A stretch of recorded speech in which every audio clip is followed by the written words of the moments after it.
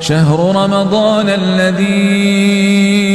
أنزل فيه القرآن هدى للناس وبينات من الهدى والفرقان فمن شهد منكم الشهر فليصمه ومن كان مريضا أو على سفر فعدة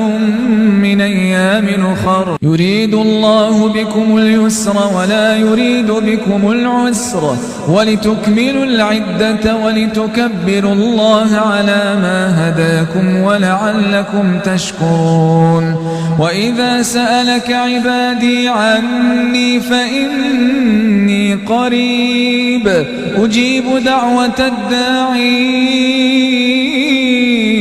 إذا دعان